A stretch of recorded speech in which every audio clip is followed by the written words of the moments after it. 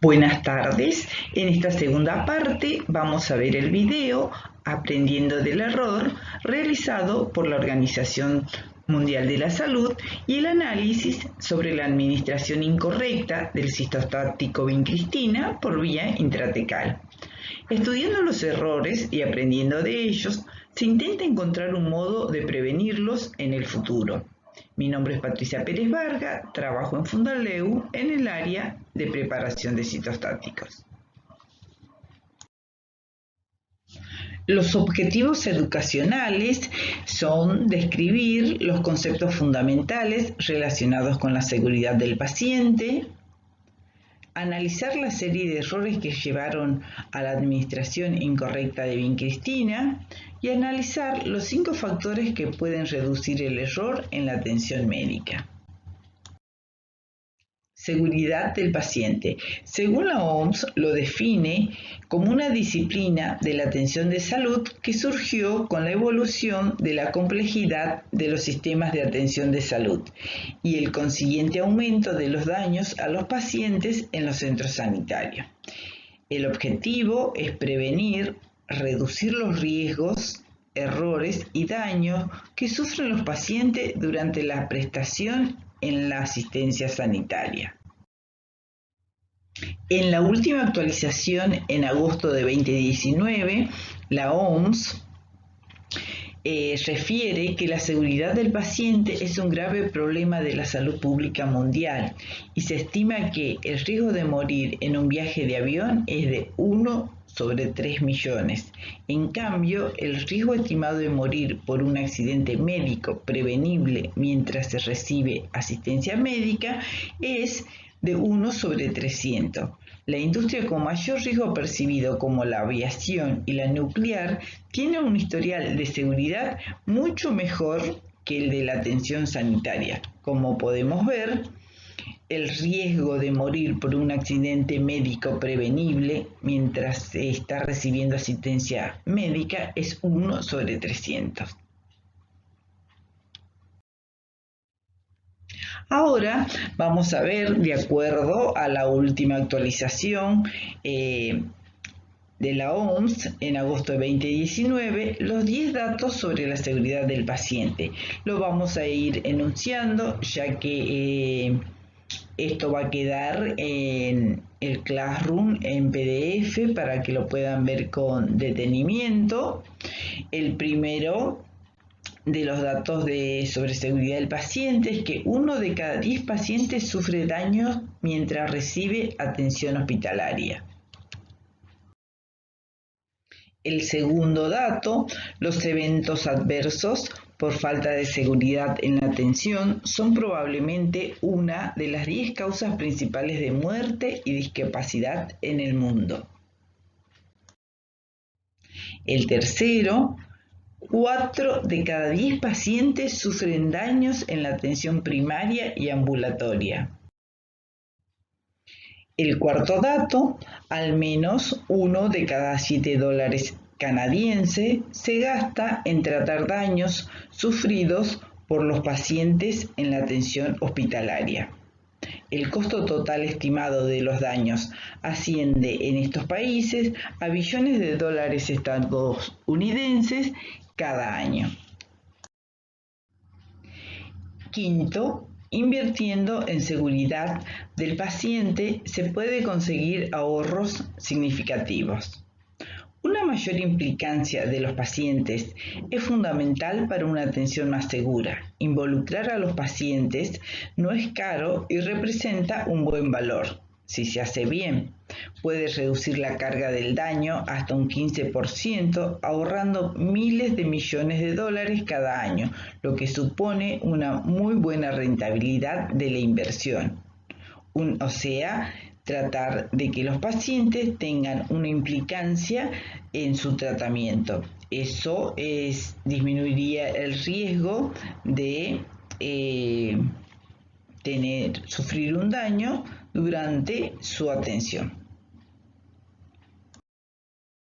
Sexto, la falta de seguridad en las prácticas de medicación y los errores de medicación causan daños a millones de pacientes y cuestan miles de millones de dólares cada año. Los errores de medicación pueden ocurrir cuando las prácticas de prescripción, almacenamiento, preparación, dispensación, administración y control se ven afectadas por la debilidad del sistema de medicación o por factores humanos como la fatiga, las malas condiciones de trabajo o la escasez de personas. Juntos o por separado, cualquiera de ellos puede causar al paciente daños graves, discapacidades e incluso la muerte. Todo esto lo vamos a analizar en el video que vamos a ver sobre el error en la administración de vincristina. El 7. Los diagnósticos incorrectos o tardíos son una de las causas más frecuentes de daño a los pacientes y afectan a millones de ellos. Octavo, las infecciones nosocomiales pueden llegar a afectar al 10% de los pacientes hospitalizados. 9. Cada año mueren más de 1 millón de pacientes por complicaciones quirúrgicas. Gracias a la mejora de la seguridad del paciente, las muertes relacionadas con complicaciones quirúrgicas han disminuido en los últimos 50 años, pero siguen siendo 2 a 3 veces más numerosas en los países de ingresos bajos y medianos que en los de ingresos altos. Y el último dato de esta actualización es la exposición a la radiación con fines médicos. Es un problema de salud pública y de seguridad del paciente.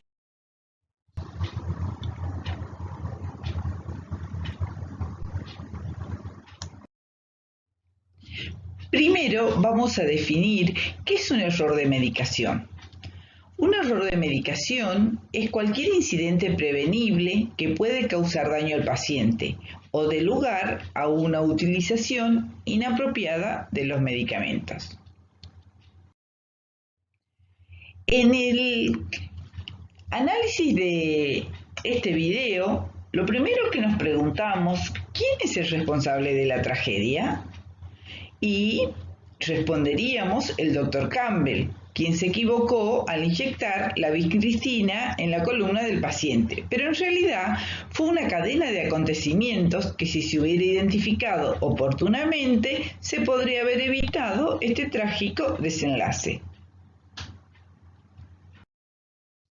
Ahora vamos a ver graficado en el modelo del queso suizo en la producción de accidente. Este es un enfoque para comprender cómo ocurren las fallas en una organización. Los peligros siempre están latentes, pero toda organización tiene un sistema de defensa. Cada rebanada del queso representa una defensa que tiene la organización. En este caso, existían normas y procedimientos operativos estándar.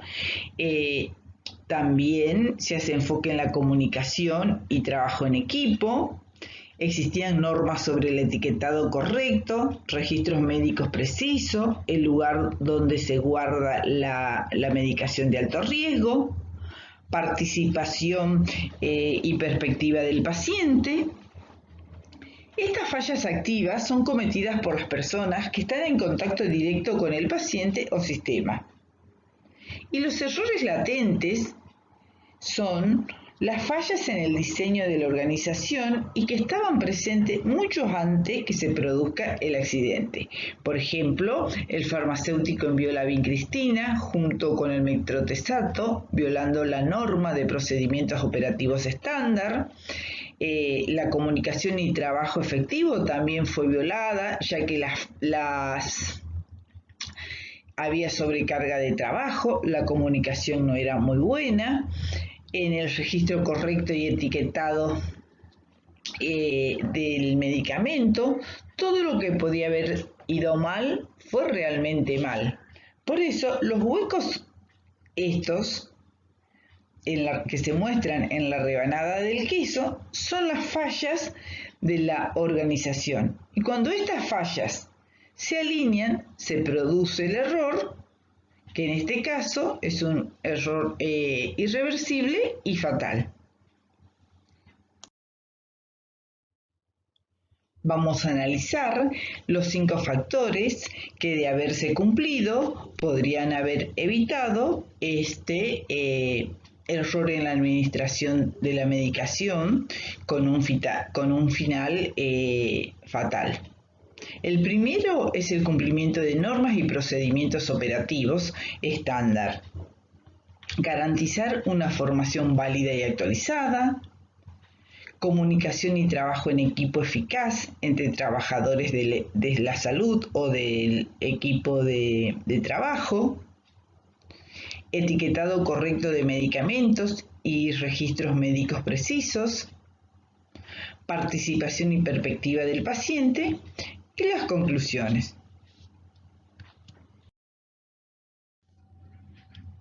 En el primer factor podemos observar que no se cumplieron las directrices y procedimientos normatizados de trabajo para este procedimiento de una punción intratecal. Además, el farmacéutico envió la vincristina junto con el metrotexato, violando la norma de mantener separados 2 medicamentos potencialmente letales. Uno de los múltiples factores que puede haber llevado a violar esta norma se encuentra la presión laboral y la estructura administrativa jerarquizada.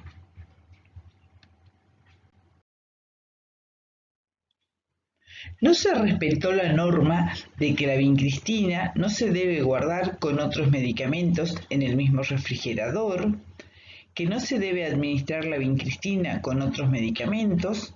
Además, en las últimas normativas, la vincristina debe administrarse siempre diluida por infusión endovenosa y nunca se debe preparar en una jeringa para una administración endovenosa en un bolo lento.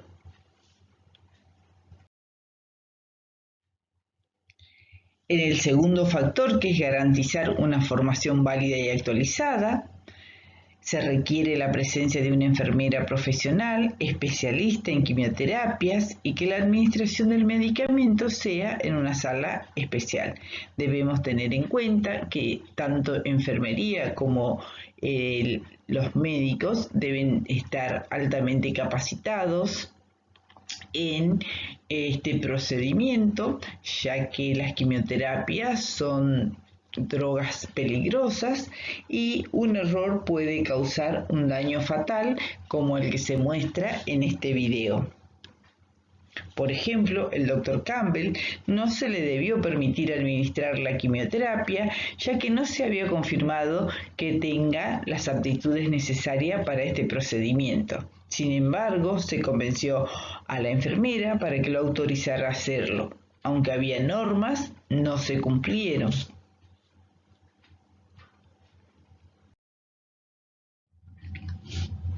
En el tercer factor, que es la comunicación y trabajo en equipo eficaz entre los trabajadores de salud, vemos que la comunicación fue ineficaz y el mal trabajo en equipo son causas importantes de acontecimientos adversos y aumentan el riesgo de error para los pacientes, como ha sido demostrado en este video. También hubo fallas en la comunicación, sobrecarga de trabajo y también hubo fallas en la formación teórica y práctica entre el equipo de salud que atendía a la señora Hughes.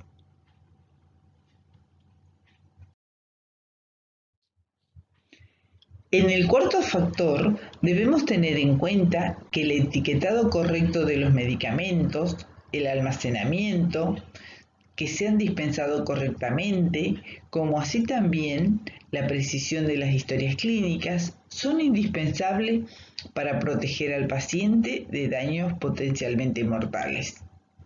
En el caso de la señora Hughes, prácticamente todo lo que podía haber salido mal con la dispensación de su medicación fue realmente mal. La cadena de errores comenzó mucho antes de que se administrara el medicamento equivocado. No se impidió que se guarde el metrotexato y vincristina en el mismo lugar. El etiquetado no era diferente al tratarse de distintas vías. El metrotexato era intratecal, la vincristina era endovenoso y por lo que pudimos ver estaban etiquetados en formas iguales.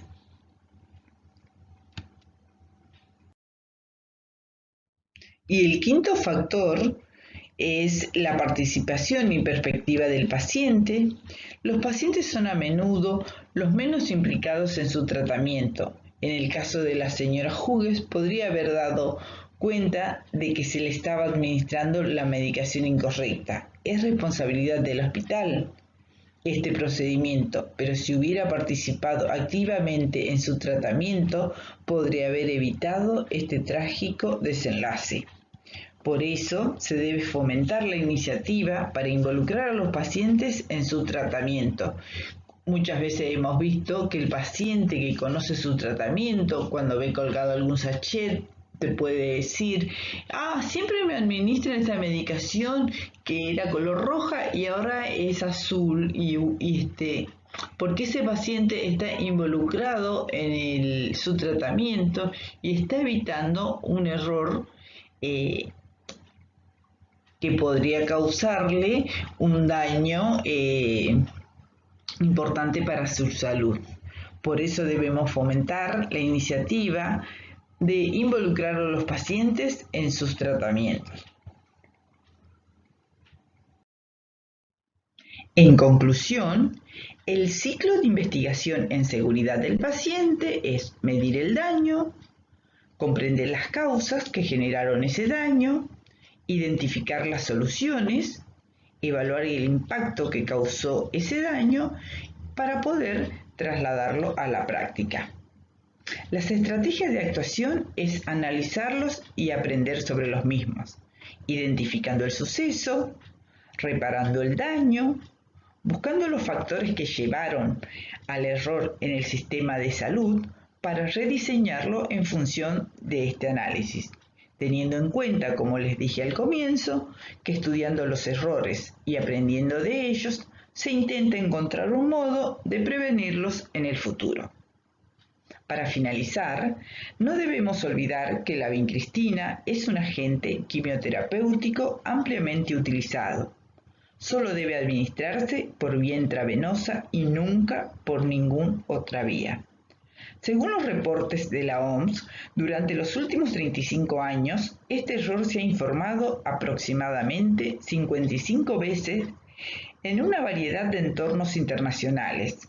Sin embargo, continúa ocurriendo errores relacionados con la administración accidental de vincristina por vía intratecal.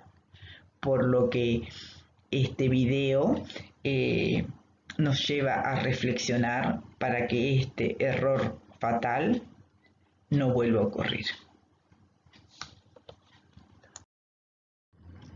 Si se produce un error, nunca se debe considerar como errores humanos.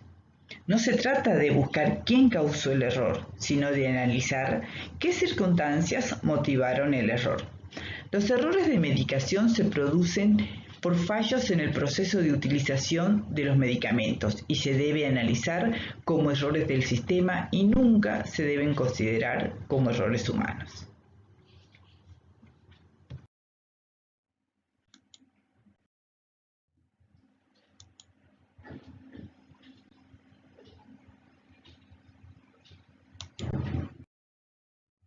Muchas gracias por su atención. Patri, para no demorar más, ¿la presentás a Mer y damos inicio?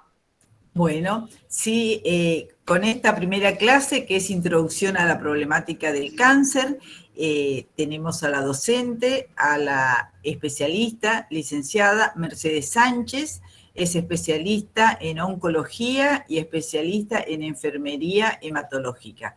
Así que, bueno, es un placer escucharla nuevamente y que dé inicio a las clases de este curso. Bueno, buenas tardes a todos. Bueno, como siempre, agradecer a Patricia y a María Rosa por la confianza y por permitirme seguir formando parte de este curso. Y bueno, no vamos a dar más explicaciones ni nada, vamos a arrancar con la clase, porque también nos juegan los nervios en contra y bueno, el horario que apremia de cada uno. Bueno, para comenzar con lo que es esta primera clase en el curso de manejo de quimioterapia y anticuerpos monoclonales, vamos a hacer lo que es la introducción a la problemática del cáncer. Los objetivos educacionales que me propuse para esta clase son que los estudiantes logren incorporar nuevos conceptos referidos al cáncer, comprendan la importancia de la epidemiología del cáncer para planificar y administrar sus cuidados según las etapas en las que se desempeñan, conozcan los distintos tipos de tratamientos, comprendan el mecanismo de acción de los citostáticos y los cuidados referidos a su administración, y concienticen sobre la importancia de la bioseguridad en la manipulación de los citostáticos. Presentando una guía de los contenidos que vamos a dar en la clase, primeramente, bueno, vamos a dar una introducción al cáncer con definición. Voy a tratar de hablarles un poco de epidemiología, que si bien es un poco complicado para todos y no a muchos les gusta, pero es muy importante. Voy a nombrar los distintos tratamientos que se administran, digamos, para el cáncer. Hablaremos sobre la fase del ciclo celular y sobre todo vamos a hacer hincapié en quimioterapia, que es lo que nos llama a la clase de hoy. Y citostáticos, dando la importancia de que son drogas peligrosas. Bueno, el cáncer decimos que es una enfermedad celular que se caracteriza por el crecimiento celular independiente con alteración de los mecanismos de proliferación y diferenciación que de alguna manera escapan de los sistemas de control del organismo. Estas células, además de estas características, tienen la capacidad de invadir tejidos vecinos y dar metástasis en órganos a distancia del tumor original que lo inició. Entonces, decimos que es una enfermedad celular y que presenta tres características principales, como ven en la diapositiva: un crecimiento celular independiente, o sea, que escapa de todos los mecanismos que tiene el organismo para controlar el crecimiento o el número de células que tenemos en el organismo. Hay alteración de los mecanismos de proliferación y diferenciación. Esto hace referencia a la diferenciación del tejido, ¿sí? A diferenciar las células del tejido donde se forma. Y la capacidad de invadir tejido, como les dije, y formar metástasis. Hablando de la carcinogénesis, que decimos que es el proceso que nos explica el conjunto de fenómenos que determinan la aparición del cáncer, ¿sí? Como vemos acá en la imagen, hablamos de que tenemos una célula sana, una célula normal, a la cual se le provocan, digamos, alteraciones que tienen provocadas por factores externos, factores internos. Los factores externos, más adelante cuando hablemos de prevención, se los voy a mencionar, que son todos los que tienen que ver con la alimentación, con los estilos de vida, y los factores internos tienen que ver más ya con la genética celular. Bueno, estos tipos de factores van a causar alteración a esta célula, y en condiciones normales, la célula debería dirigirse a la apoptosis o a la muerte celular, ¿sí? Cuando tiene una alteración. Pero en cambio, como yo les dije que evadían los distintos procesos celulares, la célula portadora de esta alteración se va a seguir multiplicando sin control, llevando a la invasión a distancia, que es lo que se denomina metástasis, o la invasión por continuidad a los tejidos que circundan este tumor. Entonces tenemos acá las 4 etapas, ¿sí?, de la carcinogénesis, donde tenemos la exposición al carcinógeno, como les dije, que son estos factores externos e internos. Hay un cambio genético que daña el ADN de la célula. Esta célula se va a multiplicar con este daño. ¿Por qué? Porque no va a ir al proceso normal, que sería una muerte natural por daño. Se va a multiplicar, se va a formar la célula maligna que nos va a llevar al tumor maligno, ¿sí?, cuando ya sigue ese cambio genético produciéndose. O sea que tenemos la iniciación, la promoción, la transformación y la progresión de la enfermedad. Hoy lo nombré la apoptosis. Entonces también es importante decir que es apoptosis. Apoptosis lo pueden encontrar también como muerte celular programada o suicidio celular, ¿sí? Son sinónimos. La apoptosis es todos los tejidos, digamos los tejidos normales, las células normales de nuestro organismo, tienen una tasa de crecimiento de nuevas células y a la vez mantienen un balance con las células que deben ir muriendo, o las células viejas, ¿sí? o las células que están sobrepasadas, digamos, de número. El cáncer, como ya les nombré al principio, origina una pérdida de ese control celular, ¿sí? Entonces la alteración del balance, entre balance y equilibrio, se ve alterado. Esta alteración del crecimiento celular descontrolado se da por la pérdida de la habilidad de la célula, entonces, de someterse a una muerte natural, ¿sí? Tengan el concepto ese de pérdida de habilidad que tiene la célula de someterse a esta muerte natural. Decimos entonces que la apoptosis es el mecanismo mediante el cual la célula, las viejas, las células dañadas o las que se encuentran en excedente en el organismo, normalmente se destruyen. Así es como se logra el balance y el control entre las células nuevas y las células dañadas o viejas. Y el fin último de este proceso es lo que les decía hoy, el tema del balance, ¿sí? De tener un balance. Como se observa acá en la imagen, como para que más o menos gráficamente, por ahí para mí es más fácil estudiarlo y entenderlo si veo un gráfico, para que vean en la imagen, esta célula, primeramente la célula dañada sufre el mecanismo de apoptosis, su cromatina se condensa, se produce una globulación de la membrana, el núcleo colapsa en esta membrana y se destruye la célula formando cuerpos apoptóticos que son fagocitados. Esas partículas de citoplasma, los núcleos y demás son fagocitados y se desaparecen. Así es como se destruyen las células viejas o dañadas. Eso sería el procedimiento normal. Como les dije al principio, les repito, las células cancerígenas tienen la capacidad de evadir este proceso normal. Así es como se forman los tumores. Hablando un poco de lo que son las características de las células del cáncer, decimos que las células cancerosas, acá como ven en la imagen, tenemos células normales, que son, depende del tejido, si es dónde está ubicado, en qué órgano está el tejido y demás, tenemos los distintos tipos de células que forman ese tejido. La célula normal, por ejemplo, como ven en la imagen, que siempre vemos una célula que de esa célula parten dos células. En cambio, con las células del cáncer van a ver que hay grandes cantidades de células con forma irregular que se dividen descontroladamente. Los núcleos pueden ser variables, los citoplasmas pueden ser pequeños, digamos, teniendo en cuenta el volumen del núcleo. Hay variaciones del tamaño, ¿sí? Hay una displasia, las células están totalmente distintas al tejido original de donde salió la célula, ¿sí? Esto quiere decir que si la célula es una célula del pulmón, tiene sus características, ¿sí? Las células intestinales tienen sus características. Bueno, las células del cáncer lo que hacen es diferenciarse esas células. Hay un arreglo desorganizado de células y el límite de tumor deficientemente definidos. Dos palabras importantes, dos definiciones que tienen que tener en cuenta, que por ahí escuchamos mucho en oncología, que son las neoplasias y las displasias. La neoplasia es simplemente un crecimiento excesivo de células, ¿sí? Como ven acá en la imagen, tenemos un tipo lineal de células, crecen células descontroladamente. Y las displasias es cuando estas células se diferencian de las células normales, ¿sí? Se transforman, como con las características que le dije hoy, cambian su núcleo o cambian su citoplasma. Entonces, como resumen, decimos que las células del cáncer tienen autosuficiencia en las señales de crecimiento, ¿sí? ¿Qué quiere decir esto? Que el cuerpo no las para, o sea, el organismo no produce señales que las paren, ellas las evaden, entonces siguen creciendo y siguen creciendo.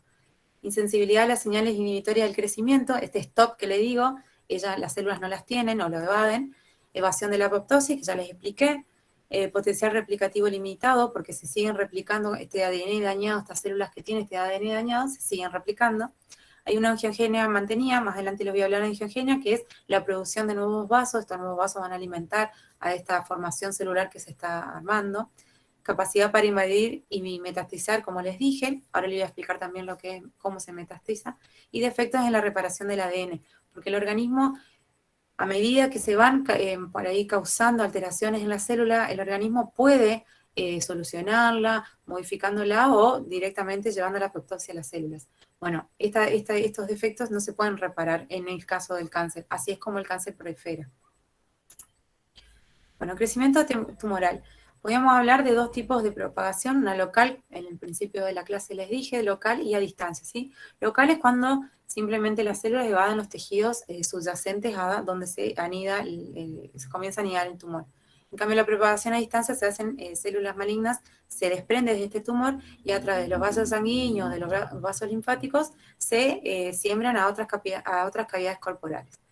Gráficamente, podemos decir, tenemos un tumor primario, este tumor primario es como que anida, ¿sí?, en el tejido, hace una invasión local, ven cómo van formando nuevos vasitos, estas células envían señales a los vasos circundantes y crean la angiogénesis, ¿sí?, nuevos vasos, que van a servir para alimentar este tumor que se está formando, pero también hay células que digamos, invaden el tejido circular, ¿sí? Entonces hay una sobrevida en esta circulación, continúan circulándose hacia otras partes del organismo, a partes más lejanas de donde se anidó el tumor primario, hay una extravasación de estas células, y cuando las células sanguíneas forman micrometastásicas, pero lo va a formar en un ambiente que tiene que ser propicio para estas células. Así que vamos a decir que en el cáncer también sucede de que son muchas las veces que tal vez el organismo mismo puede de alguna forma apagar este crecimiento tumoral, o que las células que van a la circulación y encuentran un lugar no se pueden anidar porque el ambiente celular no es el correcto para esas células, o sea que puede ocurrir. Cuando el ambiente lo favorece al crecimiento a estas formaciones, se forma la micrometastasis y se va a armar una nueva colonización metástasis que va a realizar, digamos, el mismo proceso de crecimiento tumoral. Y es donde tenemos las distintas metástasis. Entonces, las células cancerosas van a invadir los tejidos y los vasos sanguíneos vecinos, las células son transportadas por el sistema circulatorio a los sitios distantes y van a invadir nuevamente y van a crear nuevos sitios de cáncer, ¿sí? Otras definiciones que son importantes que tengan en cuenta, porque lo hablamos mucho y por ahí lo repetimos, pero no sabemos bien la diferenciación, es lo que se denomina la neoplasia. Bueno, perdón, seguimos con el tema del crecimiento tumoral primero, si no los voy a mezclar. Entonces decimos que tenemos una célula normal, ¿sí? Una célula que del tejido que sea, tejido pulmonar o un tejido intestinal, el tejido que sea. Las células tienen su forma, su ubicación, digamos, cómo están acomodadas, tienen su funcionalidad, ¿sí? Por estas alteraciones que le dije que va a tener el ADN celular, va a comenzar a hacerse una hiperplasia, ¿sí? Ya esas células se están modificando. Luego la hiperplasia, que ya van cambiando su forma, como ven, se va a formar la displasia, ya le expliqué lo que es la displasia, la diferenciación de esas células, y luego se va ya a comenzar a formar el cáncer. Lo ideal siempre se dice que sería lo ideal que el diagnóstico de la patología se dé en este tipo en esta parte del proceso de la etapa de formación del cáncer, que es cuando el cáncer está in situ, ¿sí? Luego es cuando va a invadir los vasos sanguíneos y se va a hacer un cáncer invasivo con metástasis. Entonces le hablaba de las neoplasias, que son nada más que la proliferación excesiva, ¿sí?, incontrolada y autónoma de una manera irreversible de las células del cáncer. Van a modificar esta hiperplasia, esta displasia, modifican no solamente las características morfológicas, sino también las funcionales, ¿sí? Y se alejan de sus precursoras, les podríamos decir, o del tejido donde se inició primeramente. Como diferencias, podemos decir que las neoplasias benignas tienen una velocidad de reproducción que es de celular más lenta, en contrario con la neoplasia maligna, que es más rápida, es lo que le digo, el tema de la displasia y demás, sino que son células maduras diferenciadas. Las neoplasias malignas no cambian, se modifican, el tejido, las células van a ser otras, y las neoplasias benignas generalmente no invaden y no empujan, lo que sí sucede con las neoplasias malignas, así que, como les dije, van a invadir tejidos circundantes o a distancia. Bueno, hablando un poquito de epidemiología, acá les dejo unas imágenes que les va a servir a ustedes si por ahí quieren profundizar un poco más en lo que es epidemiología, o si necesitan presentar trabajos de investigación y demás, que es el GloboCan, ¿sí? Es de la Organización Mundial de la Salud. GloboCan nos favorece un montón de estadísticas y gráficas para poder entender el cáncer desde la visión de los números, por decirlo de alguna manera. Para esto, todos los países deben informar a la Organización Mundial de la Salud, deben informar sus estadísticas nacionales. Es una de las falencias que tienen los gobiernos, que por ahí lo informan, entonces no causa que podamos tener un número correcto, ¿sí? Están actualizadas, están en el idioma que las requieran, así que son buenas gráficas para poder interpretar un poco lo que es la problemática del cáncer. Y después tenemos nosotros en el Ministerio de la Nación, de Salud de la Nación, también estadísticas y la incidencia y las tasas de mortalidad y demás, y después les interesa, o si en un futuro tienen que preparar una clase o algo, les sirve toda esta información. Para hablar un poco de lo que es el cáncer a nivel mundial, decimos que cerca del 70% de las muertes por cáncer se registran en países de ingresos medios o bajos. Sobre todo estos datos se dan y se interpretan que es justamente por esto que le decía hoy, que no hay screening, que no hay una atención primaria fuerte, digamos, o bien parada. Entonces, lamentablemente, los pacientes consultan a la consulta médica, a su primer consulta, cuando ya tienen sintomatología o cuando ya se notan o se sienten alguna protuberancia en el organismo, o algún lunar que creció, o alguna sintomatología. Entonces, generalmente ya los cánceres se diagnostican en estadios más graves, ¿sí? En los últimos estadios. Entonces, esa es una de las causas por las cuales hay más en los países de ingresos medios o bajos. Bueno, perfil epidemiológico del cáncer a nivel mundial, la mayor parte de la mortalidad anual por cáncer obedece sobre todo a lo que es cáncer de mama, pulmón, estómago, hígado y colon, ¿sí? Y se vuelve a repetir como un dato importante de que del 30% de todas las defunciones que hay por cáncer se pueden prevenir con esto de que le digo, si nosotros nos realizamos, digamos, controles periódicos y no llegar a la consulta cuando ya uno tiene síntomas de complejidad. En los países desarrollados, lamentablemente, es un problema grave de salud y está... en los países desarrollados, perdón, tiene mucho más que ver con lo que es el envejecimiento, digamos, de la población, ¿sí? El crecimiento de tumores y demás tiene que ver con la edad avanzada, sobre todo. A diferencia de los países desarrollados, que es sobre todo por la falta de educación y de prevención. Por eso que es muy importante, como les dije hoy, el tema de la prevención primaria. No se realizan buenas prevenciones primarias y por eso es el número elevado de cáncer. O sea que es una problemática de salud comunitaria. Algunos conceptos, tal vez algunos lo saben, pero nunca está de más recordarlos para que tener en cuenta lo que es epidemiología, el concepto de incidencia, prevalencia y de mortalidad. Cuando hablamos de incidencia, hacemos referencia a la cantidad de casos nuevos que hay de una enfermedad de esta enfermedad, hablando de cáncer en este momento, en una población determinada en un tiempo determinado. Cuando hablamos de prevalencia, es la proporción de individuos que digamos, sobreviven, podríamos decir, en una población con el cáncer. Y cuando hablamos de mortalidad son los números de defunciones por la población total que murieron por esta patología, ¿sí? Como para que lo recuerden un poco, hagan un poco de memoria de lo que son estas definiciones que nunca está de más recordarlas. Y la Organización Mundial de la Salud nos dice o prevé como acción futura que si no se toman acciones con esto de la prevención privada y demás, ellos estiman que para el 2030 el número de personas con un diagnóstico reciente de cáncer aumentará un 32%, ¿sí? Si no se toman medidas de lo que es sobre todo la prevención primaria, ¿sí?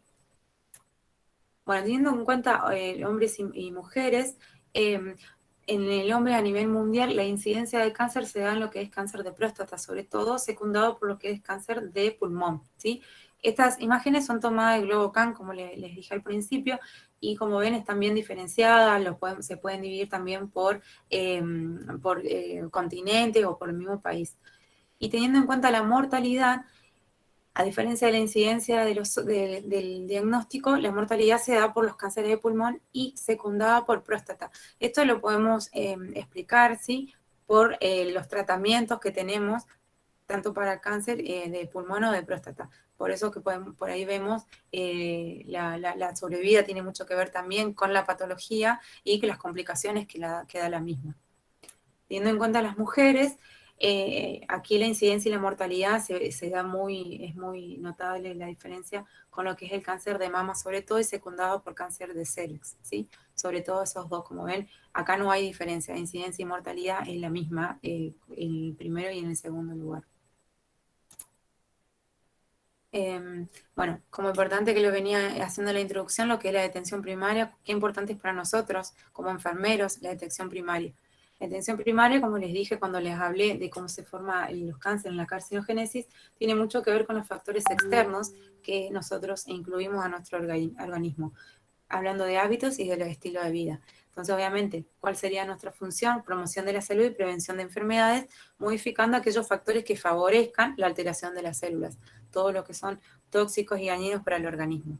También podemos incluir en la prevención primaria lo que es la quimioprofilaxis, que, por ejemplo, hay determinadas vacunas de virus que pueden ayudarnos, digamos, a prevenir determinados tipos de cáncer. No quiere decir que los evita, pero sí ayuda a disminuir o a prevenirlos de alguna manera en el golpe que es susceptible a esto. Como es, por ejemplo, la vacuna de la hepatitis B, que puede reducir la incidencia de cáncer de hígado, o la vacuna contra el HPV, que también reduce hasta un 90% lo que es el cáncer de cuello uterino. Muy importante porque, bueno, la vacuna contra el HPV está en el calendario obligatorio nacional, una vacuna que se da gratis, que comienza a los 11 años. Antes estaba incluida solamente en las niñas y ahora también se incluye a los niños, ¿sí? A los hombres. Bueno, los niños en realidad tienen 11 años, todavía son chicos, pero también está incluida, ¿sí? Entonces, ¿cuán importante es la prevención primaria para nosotros? Luego tenemos podríamos decir, la prevención secundaria, que sobre todo se da con esto de la detección temprana, como les dije, de poder diagnosticar al paciente en las etapas más tempranas de la patología. ¿Y cómo se da? Generalmente la prevención secundaria la damos con los distintos screening que tenemos. A nivel nacional, nosotros tenemos screening de cáncer de mama, de cuello uterino y el que se hace para detectar cáncer colorectal, ¿sí? Hay, para que más o menos después les siembro la duda, para que después, si quieren leer, investigar un poco. No era el tema que tengo que hablar ahora, pero para que un tipo de patología, el cáncer en este caso, pueda tener un screening, tienen que tener una cierta cantidad de características que favorezcan a este screening, ¿sí? Que, por ejemplo, es que sea que esto con un estudio, digamos, dentro de todo económico y accesible, se pueda, digamos, diagnosticar el cáncer. Ese es uno de los ítems. Hay varios ítems, no los recuerdo bien a todos ahora. Pero dentro de todo en Argentina son estos 3 los que tenemos. Y nos ayudan a identificar las lesiones tumorales que son asintomáticas, sobre todo cuando es cáncer de colon, y se pueden combinar, digamos, con terapia efectiva de estas lesiones. Y se retiran cuando son pequeñas y todavía no están causando, digamos, el cáncer en un estadio más avanzado. No encontré acá en Argentina, pero sí en España, donde, por ejemplo, el cribado de cáncer de mama dice que, bueno, la población indiana es de mujeres mayores de 45 años y más, que se tiene que hacer mamografía cada tantos años. Eso cada programa tiene cada cuántos años se tiene que hacer si la mujer, por ejemplo, dio negativo en 2 años consecutivos, después se van ampliando los años en los que se tienen que hacer los controles. Pero muy importante hacerse los controles, ¿sí? Como prevención terciaria, más que nada todo lo referido a la restauración de la salud una vez que apareció la enfermedad. No hacemos esta prevención terciaria, digamos acá, como por ahí aprendíamos antes lo que era la rehabilitación y demás, sino que cuando hablamos de cáncer hacemos hincapié en lo que es la recuperación o paliar la enfermedad de los síntomas o de la misma enfermedad, ¿sí? Entonces acá no hablamos de lo que es la rehabilitación, como por ahí hablamos en otras patologías, sino que hablamos de lo que es el tratamiento para intentar curar o para paliar la enfermedad. Y esta restauración de la salud se puede dar tanto de manera ambulatoria como en internaciones, depende de los distintos tratamientos a lo que acceda el paciente o a lo que le indica el médico, su médico tratante. Tratamientos tenemos muchos, ¿sí? Tenemos lo que es la cirugía, la terapia hormonal, la bioterapia, la quimioterapia, obviamente, las radioterapias, los anticuerpos monoclonales también como formando parte de lo que es bioterapia, radioterapia también. Pero de todos nosotros lo que yo voy a hacer hincapié en esta charla es lo que es la quimioterapia sobre todo. Pero igual, como para nombrar algunos objetivos de estos tratamientos, para cirugía, sobre todo el tratamiento primordial es remover la masa tumoral, ¿sí? Ya sea realizando neoadjuvancia o neoadjuvancia previa o con cirugía como primera instancia. Luego la quimioterapia, que es la quimioterapia va a actuar alterando el ADN celular de aquellas células que tienen rápido crecimiento en las diferentes fases del ciclo celular. Y radioterapia actúa con la célula de división rápida, pero es más en el sitio donde se aplica, ¿sí? No a nivel sistémico. La hormonoterapia, en cambio, inhibe el crecimiento y la sobriedad de las células que tienen receptores para hormonas en su membrana, ¿sí? Solamente son para estos tipos de cánceres. Y la bioterapia, la inmunoterapia, que son las terapias por ahí más nuevas que existen, que son tratamientos que restauran o aumentan, digamos, la capacidad del sistema inmunitario para combatir el cáncer. Recuerdan que al principio yo les dije que muchas veces puede ser que nuestro organismo forme estas células o que haya una alteración en las células genéticas, pero el organismo tiene de alguna manera el sistema inmune que ataca estas células dañinas. Pero bueno, llega el momento en que el organismo ya no lo puede hacer y ahí es donde prolifera el cáncer. La elección de este tratamiento va a depender del tipo de cáncer que presenta el paciente y el estadio del tumor que tenga, ¿sí? También, obviamente, que podemos hablar de lo que es la zona geográfica, la capacitación o la experiencia que tengan el equipo de salud tratante y demás también, ¿no? Bueno, la quimioterapia, para hablar un poco de lo que es la quimioterapia en sí, decimos que el término quimioterapia es el tratamiento del cáncer que se refiere al uso de medicamentos que actúan sobre las células cancerosas, inhibiendo su crecimiento o destruyéndolas. Para poder administrar el tratamiento, la quimioterapia, se utilizan los citostáticos, ¿sí? Es importante que... Ay, perdón, me fui, ahí está. Es importante que sepamos que no se dicen, o sea, se dicen quimioterapia y demás, pero quimioterapia puede ser una antibiótico terapia porque es la infusión de algún compuesto químico. Entonces es importante hacer la diferencia nosotros que nos capacitamos y que estamos sabiendo del tema de utilizar la terminología citotático, ¿sí? Es importante eso. Y los citostáticos entonces son estos fármacos que se utilizan para el tratamiento de las enfermedades neoplásicas, ¿sí? En la quimioterapia. La quimioterapia actúa en la célula tumoral impidiendo la división celular, ¿sí? A través de la estructura de las células, producen muerte celular espontánea en algunos casos, detienen la división celular, depende de en qué ciclo celular, en qué fase del ciclo celular actúen y demás, y hay otros tipos de quimioterapia que van a impedir el crecimiento de estos vasos sanguíneos, ¿sí? Van a impedir la neoangiogénesis. Esos serían los mecanismos de acción que tienen los citostáticos ante las células del cáncer.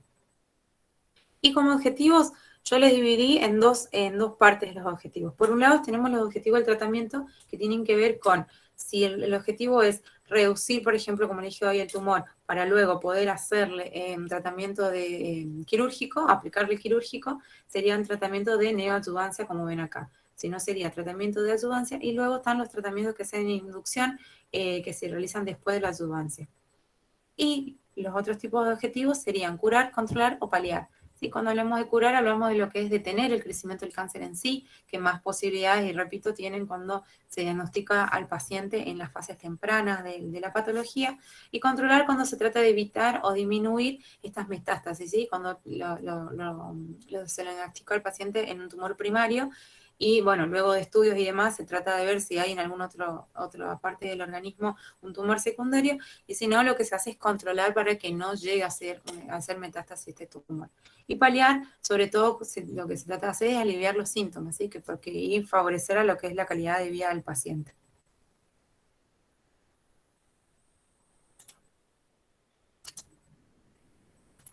Bueno, importante y tener en cuenta que lo que les dije hoy, lo que es en comprender al citostático como una droga peligrosa, ¿sí? Muy importante. ¿Por qué es una droga peligrosa? Porque tiene la capacidad de generar mutagénesis, teratogénesis, toxicidad hacia los órganos, inhibición de la fertilidad y carcinogénesis.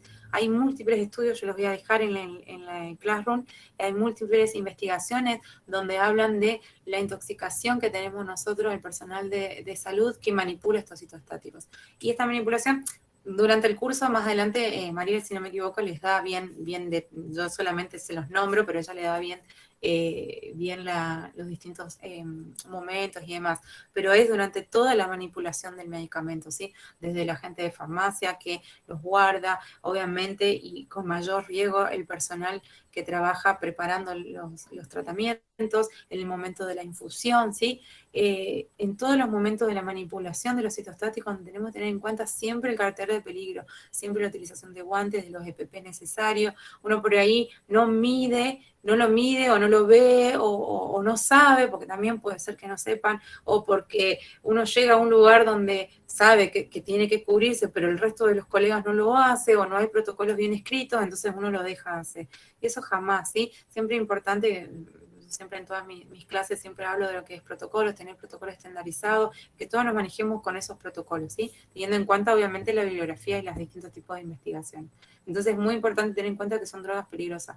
Yo por ahí cuando hablo con los pacientes que me preguntan, ay, pero ¿por qué te tapas toda? ¿O por qué te pones esto? Y a mí me va a hacer mal. Pero le digo, sí, le digo, a usted el tratamiento de quimioterapia uno le explica y le dice, sí, le va a hacer mal, pero usted, digamos que entre lo mal lo beneficia, pero a mí no, porque yo no estoy enferma de cáncer. A mí me causa muchos trastornos. Entonces, eso es importante que nosotros le expliquemos también al paciente, que nosotros nos tenemos que cuidar. Y siempre, como yo les digo, cuando les enseño, le digo, todos los efectos secundarios que usted tiene, yo también los puedo tener si yo no me cuido, ¿sí? Entonces, importante lo que es la droga peligrosa y protegerse. Y para hablar un poco de lo que es el ciclo celular, ¿por qué es importante? Y esto es tema, pregunta de examen, siempre acuérdense. ¿Por qué es importante el ciclo celular? Porque en base a las distintas etapas, que para hacer un resumen rápido, la fase del ciclo celular tenemos la fase de donde es la fase 0, que las células, digamos, se detienen en su crecimiento o en su transformación, no hay nada y se detiene. Y después tenemos la fase G, la fase S, la fase de mitosis, donde las células se dividen, como les dije hoy, la imagen de una célula que produce 2 celulitas nuevas, ¿sí?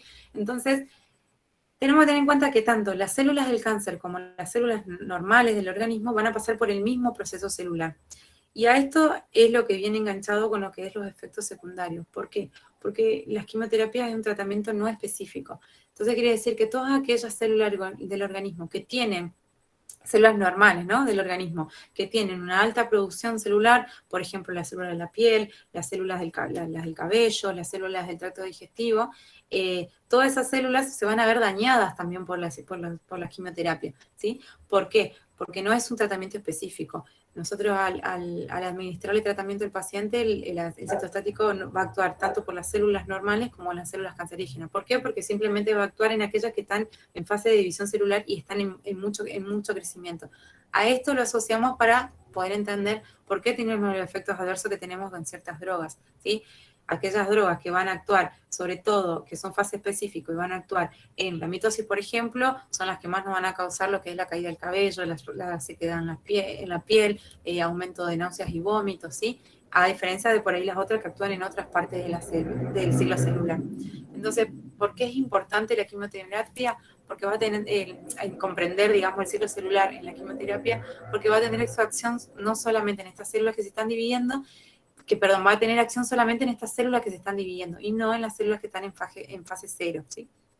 Y en base a esto se pueden planificar la frecuencia de administración. Si por ahí nos ponemos a pensar de por qué los protocolos de tratamiento se hacen cada 28 días, por qué un protocolo tiene que pasar una medicación en 1 hora, otra medicación en 3 horas, la otra medicación en 24 horas. Y a esto también, de paso y en colación, va lo importante que es capacitarse y que estos tratamientos sean administrados por personal capacitado, porque por ahí, si hay una internación polivalente y el enfermero no sabe y nosotros le dejamos pasando, ve el tratamiento y dice, pasar, ciclofluoracilo en 24 horas, pero pasó rápido, y bueno, pasó rápido, no pasa nada, y no, sí pasa, porque ya no va a cumplir el efecto o el objetivo del tratamiento. Entonces es importante que siempre estos tratamientos sean aplicados por personal idóneo o que nosotros enseñemos, ¿sí? Enseñemos a nuestros colegas que no saben por qué es importante que la medicación se pase en el horario que está estipulado y en el orden que está estipulado también, porque todo tiene un porqué.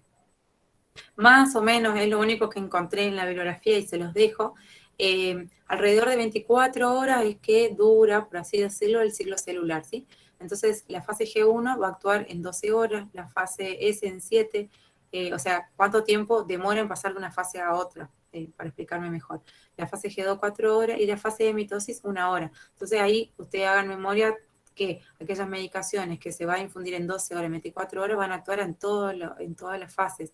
Y la medicación que pasa en 1 hora, ¿por qué? Y los protocolos también van a tener mucho que ver con tratar de, por así decir, atacar a aquella célula en la distinta. Obviamente no todas las células de nuestro organismo van a estar en la fase M, o todas las células van a estar en fase G2.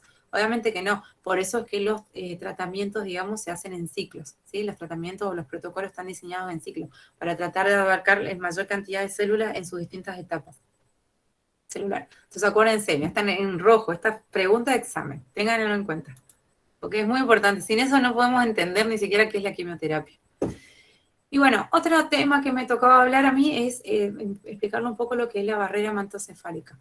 La barrera hematocefálica es una red de vasos sanguíneos y tejidos que está compuesta por células, que estas células están como muy pegaditas, muy estrechamente ligadas o unidas, y que están, digamos, en lo que es la parte cerebral. Y la finalidad de esta barrera es evitar que las sustancias dañinas o sustancias, por ejemplo, virus, bacterias y demás, microorganismos, ingresen o penetren en el encéfalo, ¿sí?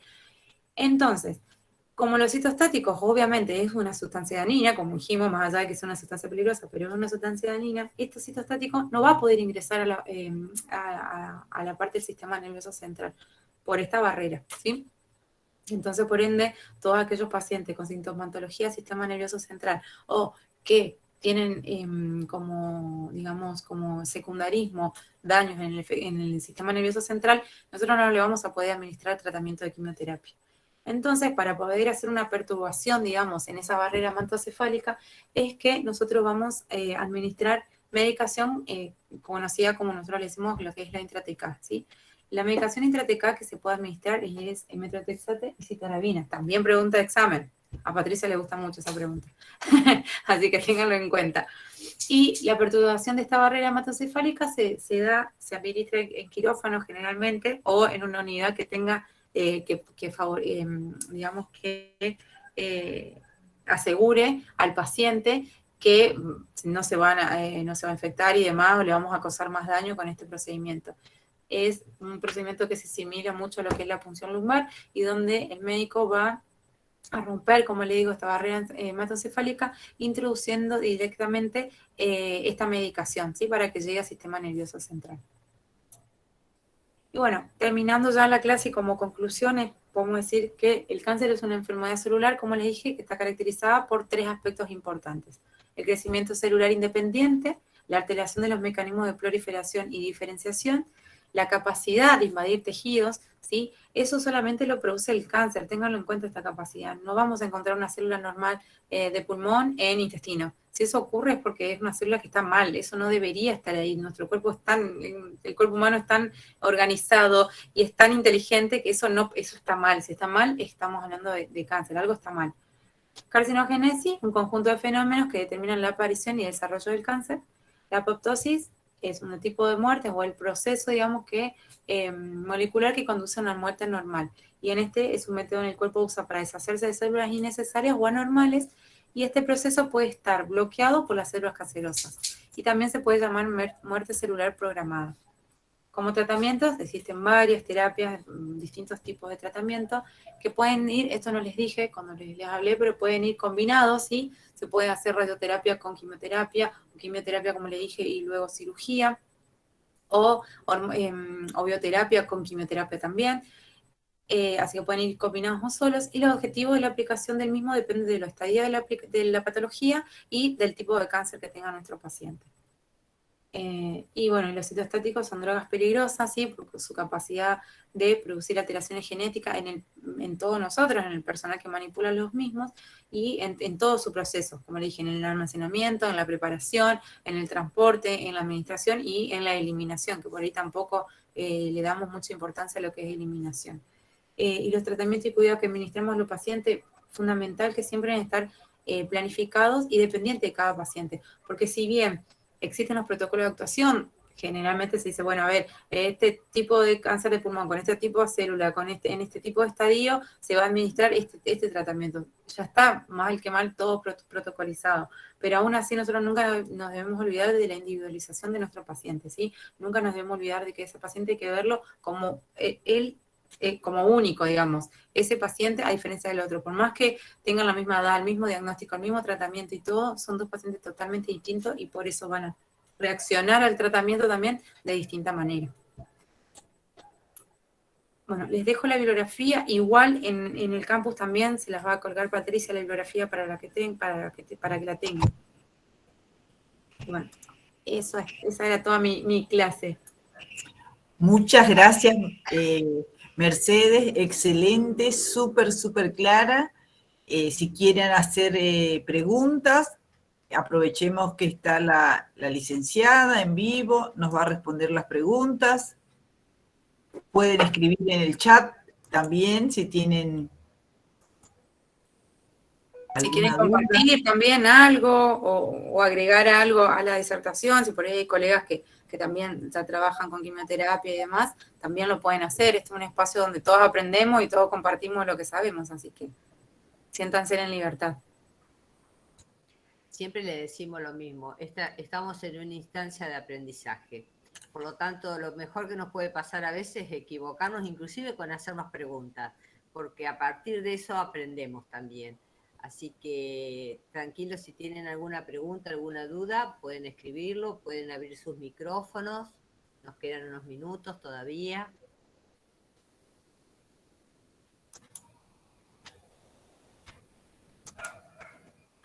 ¿Ninguna? Bueno.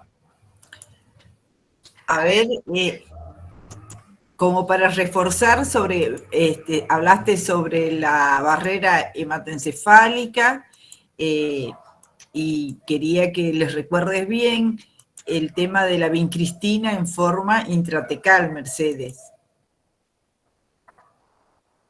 Está silenciada.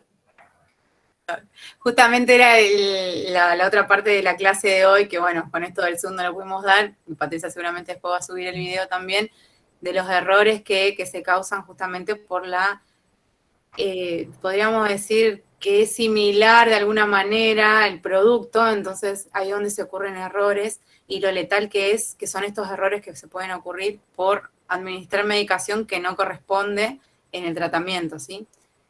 Hay que prestar mucha atención, hay que utilizar el doble chequeo, no hay que dejarnos de alguna forma, por ahí cuando uno lo dice, no hay que confiar, no es no confiar en nuestro compañero, pero sí es asegurarse. Siempre se dice que entre dos se ve mejor y se ven más los errores, ¿sí? Entonces siempre hacer un checklist, siempre fijarnos, porque somos nosotros lo que, o nos dan a nosotros la medicación, si bien nosotros no la administramos, la administra el médico, pero somos nosotros los que estamos ahí en el medio de todo el procedimiento, de todo el proceso. Entonces, importante tener en cuenta eso, para asegurarnos, porque colocar la vincristina es letal, ¿sí? Yo no veo ninguna pregunta. Lo que sí, a raíz de lo que nos pasó, primero, obviamente, hay que pedirles disculpas. Tuvieron suerte los que tuvieron personal, claro, los que tenemos Movistar, nos fuimos. Ya volvió el Zoom, les cuento, volvió el Zoom porque yo tengo ahora el curso de emergentología y estaba preocupada porque si iba a tener que ir a Meet. Pero bueno, quiero que sepan que estas cosas pueden pasar en virtualidad y bueno, si no estamos en Zoom, estaremos en Meet, pero igual quédense tranquilos que las clases están grabadas, así que lo que vamos a hacer es, bueno, le vamos a pedir a Mer que la clase de hoy me la grabes y me la mandes. María Rosa, permiso, hay una pregunta que es muy buena en el chat. Dice, una paciente que realiza quimioterapia, ¿es correcto que junte la orina para cuantificarla? Pregunto por el riesgo de peligro de manipulación de la orina. Excelente pregunta, porque yo peleo muchísimo con los médicos clínicos por esto. Es correcto de que al paciente, antes de iniciar un tratamiento de quimioterapia, se le pueda indicar por que tenga una alteración, por ejemplo, de lo que es la función renal, se le pida con anticipación al paciente que haga junto orina 24 horas para hacer un clearance, para ver cómo está ese riñón. Pero esto se tiene que hacer antes. Pero ¿cómo nosotros podemos hablar, discutir y ponernos en firme y decir no se puede hacer si tenemos el fundamento de para qué se hacen las cosas?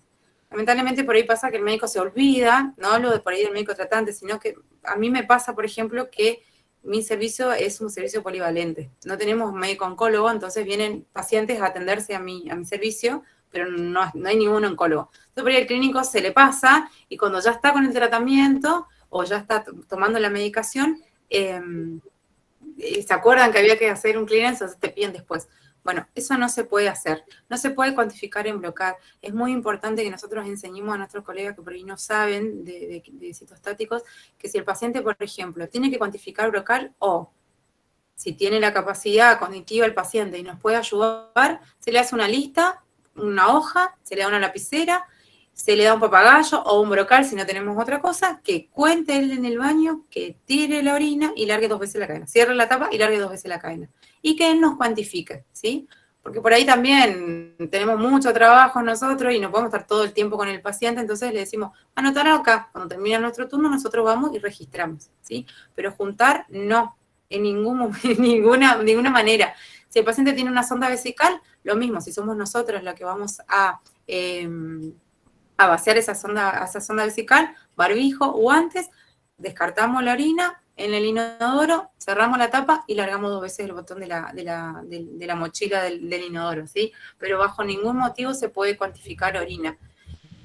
A mí me pasa también que por ahí vemos la indicación del médico que dice balance estricto de orina. Entonces, listo, brocal. No. Entonces nosotros le tenemos que explicar al médico que no es necesario y que aparte no se puede, porque eso, por más que te digan, bueno, ponele tapa, y no, porque alguien en algún momento lo va a tener que tapar y tirarlo cuando esté lleno, o lo mismo que yo le digo por ahí, el personal de limpieza.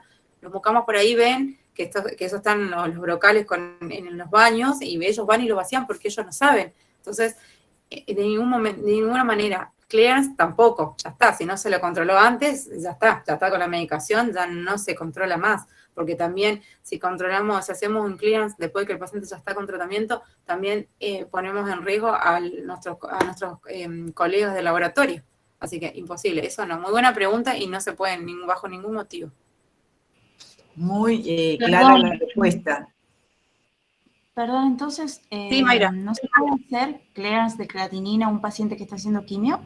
No se puede porque vos necesitas juntar orina 24 horas. Y además tenemos que saber para qué pedimos lo que pedimos. Bueno, nosotros no lo pedimos, pero ¿para qué lo pide el médico? Porque el médico quiere evaluar cómo está esa función renal previo a iniciar el tratamiento, porque tal vez la medicación que está recibiendo el paciente o está en altas dosis o no sé, quiere ver cómo está ese riñón porque tal vez el paciente ya viene con una insuficiencia renal de protocolos anteriores o de tratamientos anteriores. Entonces, el médico si pide un clearance lo va a pedir para ver cómo está ese riñón para saber cómo comenzar con el tratamiento.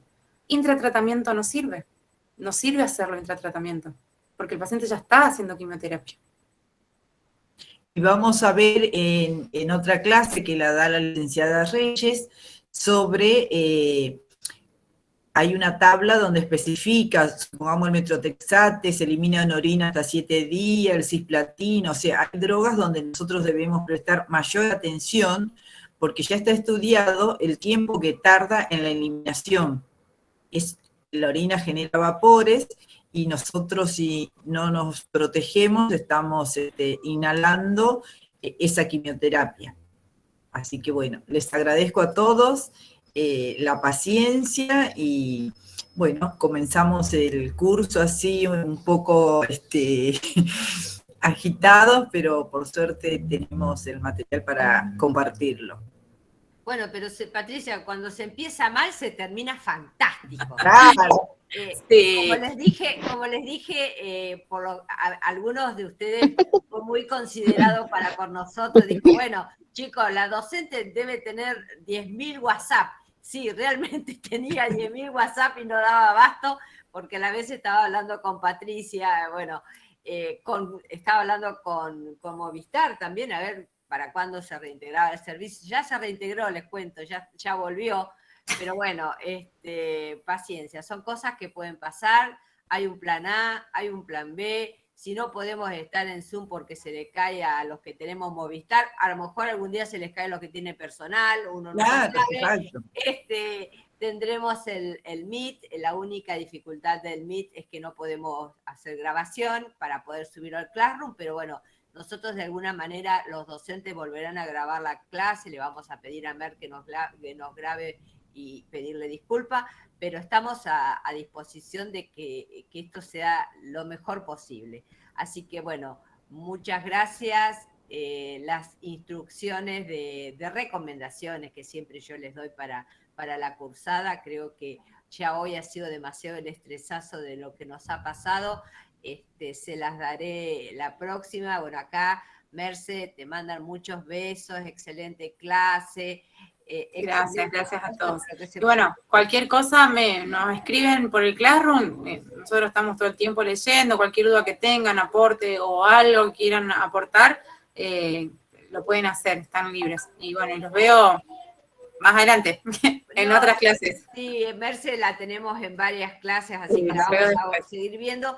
Y los únicos que fueron favorecidos, 26 personas que estuvieron con Patricia, quédense tranquilos que yo voy a editar y voy a unir los 2 videos para los que nos quedamos afuera, poder ustedes ver la otra parte de la clase y subirlas al Classroom. Lo que sí les voy a pedir es que esto lleva la edición de videos un tiempo, así que yo supongo que a más tardar el lunes lo van a tener en el Classroom y avisa el Classroom. Así que quédense tranquilos que vamos a hacer las cosas. Una vez que Patricia a mí que Mer me mande su clase, yo voy a unir las 2 y vamos a darle como si hubiesen estado correctamente todos conectados. Quédense tranquilos.